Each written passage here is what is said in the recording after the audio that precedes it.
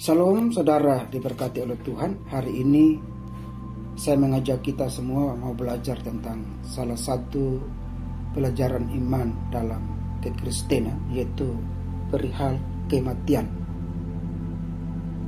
Filosofi tentang kematian untuk semua agama itu berbeda-beda ya. Makanya kekristenan itu melihat kematian itu dalam perspektif ilahi, perspektif Alkitab, yang dimana berkaca dan bertumpu pada Alkitab. Ada satu ayat yang indah perihal kematian, yaitu dalam Mazmur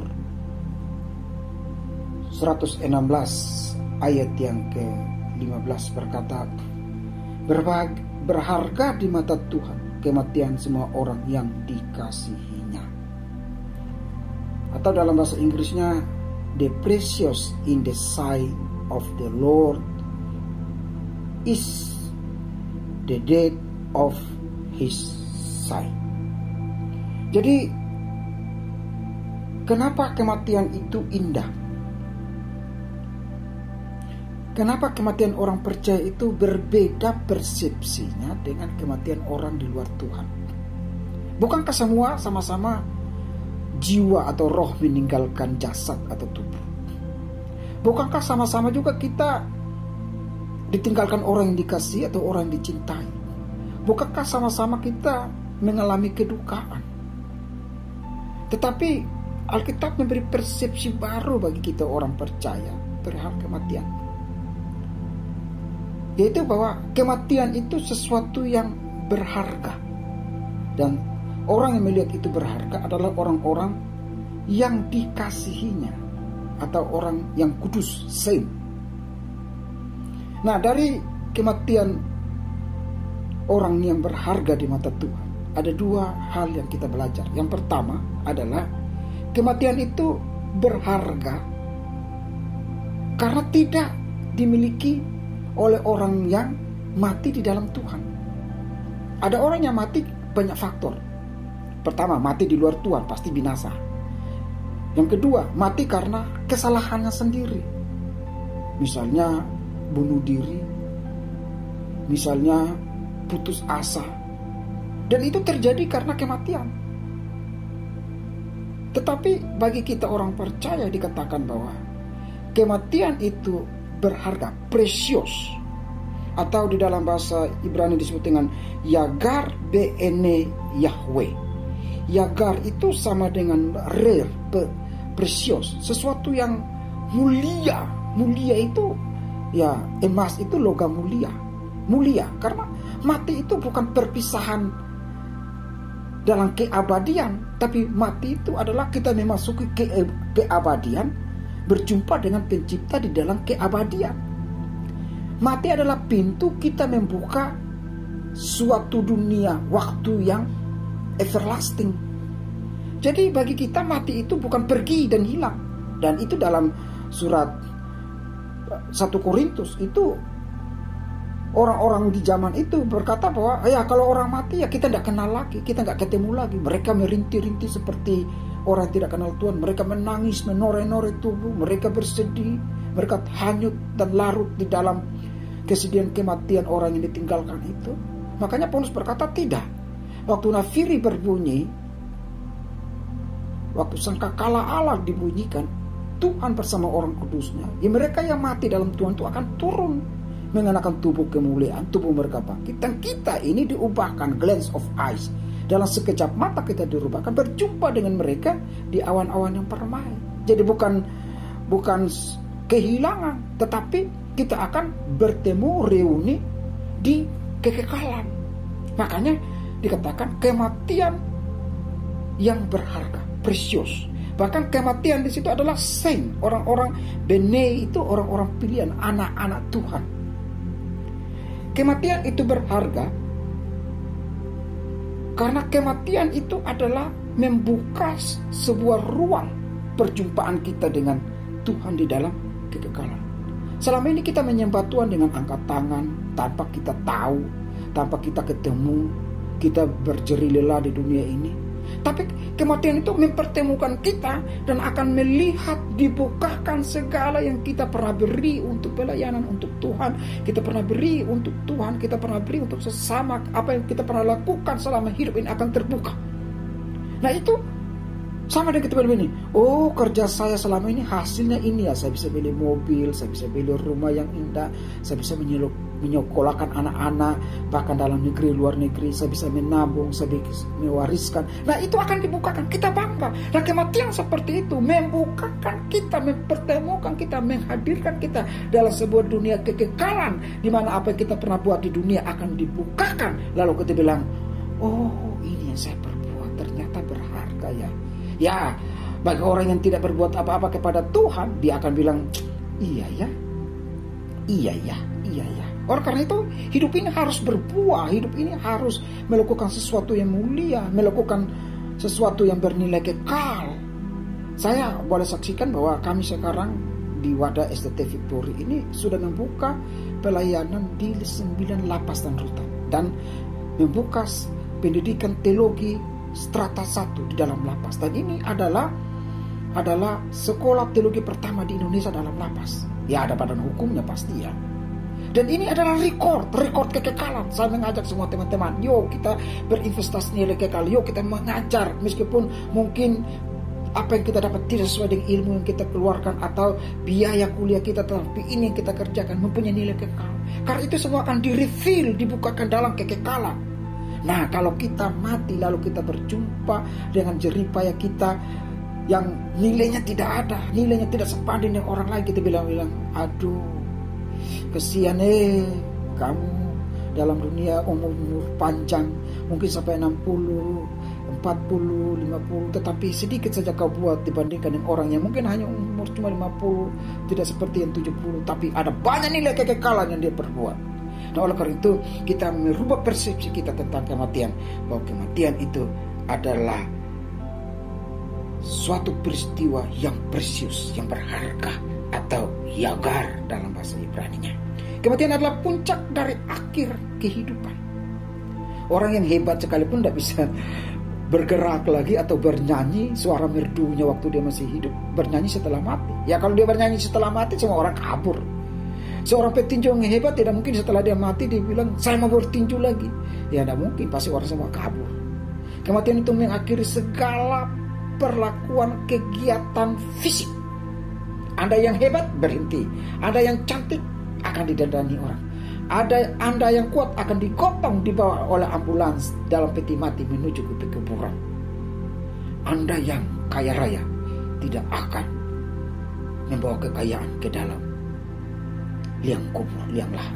Bahkan Anda yang punya banyak fans, banyak teman, banyak subscribe, banyak penonton, banyak like, banyak komen, mereka juga hanya mengantar.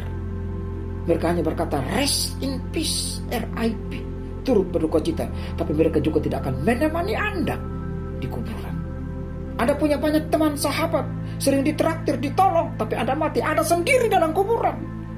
Anda tidak ada teman, istrimu sekalipun, anakmu sekalipun tidak menemani engkau di samping kubur berhari-hari, bertahun-tahun.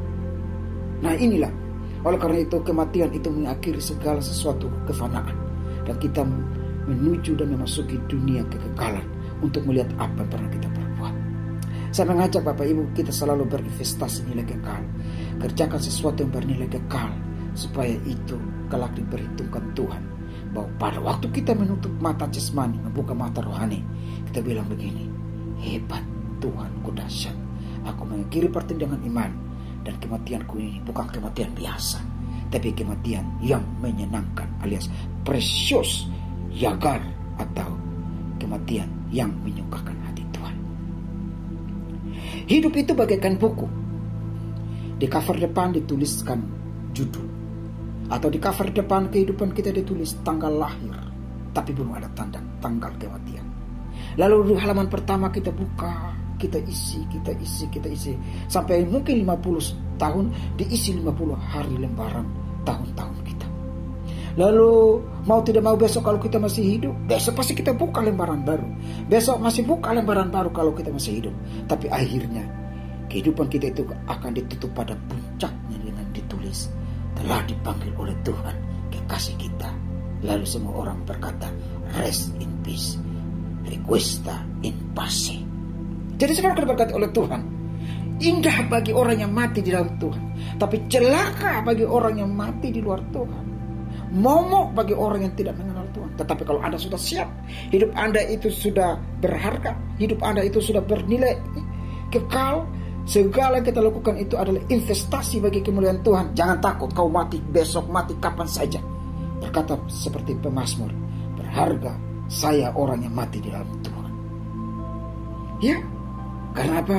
Puncak hidup kita adalah kematian. Pada waktu cover depan dibuka, cover tengah isinya ditulis dalam sejarah kehidupan kita, dalam waktu hidup tahun-tahun kita, lalu cover terakhir ditutup dengan the end. Maka segala sesuatu selesai. Itu yang pertama, kematian itu indah, precious, yagar. Yang kedua adalah kematian adalah membuka pintu. Apa pintu yang dibuka? Anda percaya surga, Anda tidak percaya neraka. Hidup manusia itu dalam 3 fase. Fase lahir atau dalam kandungan, kita begitu erat keterkaitan kita kepada ibu, atau waktu kita masih kecil keterkaitan kita kepada orang yang dikasihi, menjaga, mama bapak kita, saudara yang dekat yang menjaga, itu dekat sekali. Tapi pada waktu fase kita hidup lalu kita sudah berkarya, independensi, subjektivitas, kehendak, kelakuan, effort yang kita lakukan itu mulai nampak sesuai talenta kita, karunia kita. Bahkan dari hari-hari hidup kita itu akan tercatat. Oh, pada tanggal segini saya khotbah di sini. Oh, pada tanggal segini saya KKR dan ada orang bertobat.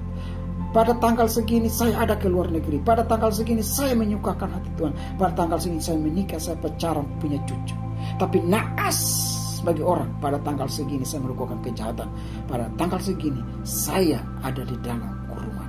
Tetapi saya mau berkata, kurungan bukan berakhir, dan kurungan bukanlah segala-galanya. Tidak ada perubahan, bukan.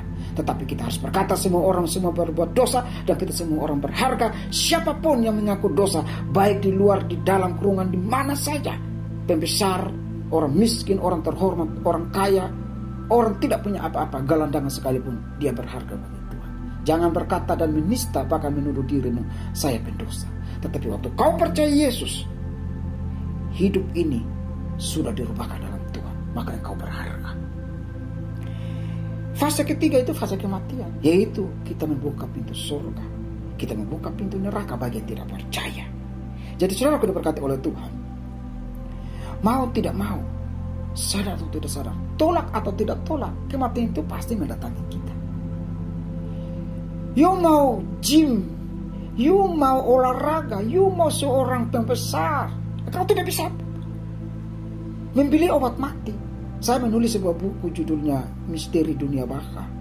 Saya tulis di salah satu isinya bahwa manusia bisa menemukan obat awet muda, umur panjang, muka yang hitam dipoles jadi putih, hidung pesek atau hidung minimalis menjadi mancung. Dibentuklah seindah mungkin wajahnya, tubuhnya, tetapi tidak bisa menahan kematian. Makanya tidak ada orang yang pernah menemukan obat anti mati. Ya, kalau orang menemukan obat anti mati dijual, pasti orang berbondong-bondong, dari yang kaya sampai yang miskin akan pesan, baik itu online, baik itu delivery order dan segala macam. Tetapi kematian tidak bisa ditunda. Bahkan kemampuan, kemajuan teknologi, kedokteran, IT, apapun tidak mungkin membuat obat anti mati, karena itu ranahnya ilahi, ranah Tuhan, bukan ranah manusia. Kita hanya ranah insani, ranah fisik, yaitu membuat awet muda, cakap, sehat, cantik, menawan, rupawan, kaya. Tetapi kita tidak bisa ada pada ranah Tuhan, yaitu membatasi kematian. Maut adalah tempat terakhir dan waktu terakhir untuk kita berjumpa dengan Tuhan di surga. Jadi hidup kita ini akan berharga tatkala kita punya nilai kekekalan, dan hidup kita ini akan berharga juga tatkala kita buka pintu surga, lalu kita melihat apa yang kita perbuat itu hasilnya bergelimang kekekalan. Lalu Tuhan bilang begini, hai anakku, kau layak untuk mendapatkan hai Peter Ota, hai Thomas, hai Simon, hai Daniel, hai John, hai Benjamin. Engkau telah berjerih lelah di dunia ini. Marilah terimalah mahkota kehidupan yang disediakan bagi engkau. Nah, itulah fungsinya setelah kematian. Jadi kematian bagi orang percaya bukan menakutkan, tapi berharga. Oleh sebab itu, mari kita menata diri secara apik dan bijaksana untuk hidup kita berharga, mulia. Bahwa tatkala kita mati, ada banyak nilai-nilai kekekalan, ada banyak nilai-nilai surgawi, ada banyak nilai-nilai yang Tuhan disenangkan di dalam perbuatan kita. Kita menata diri kita, Tuhan disenangkan. Surga tercatat segala nilai kekekalan yang kita perbuat. Tuhan berkati kita semua. Salam.